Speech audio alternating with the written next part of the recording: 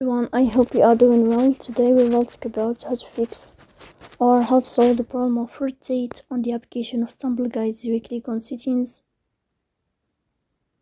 In this page we click on apps, default apps, app settings.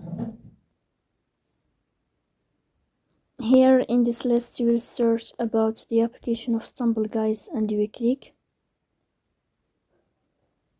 Here in this page of app info you will click on first stop and you will click OK. After that you will enter to the window of storage. Here you will click on clear cache. In the end you will turn off your phone and you will wait a moment to restart your phone again to fix that problem. So that's all. Don't forget to support us by like and subscribe. See you next time in another video and thank you for your watching and your attention.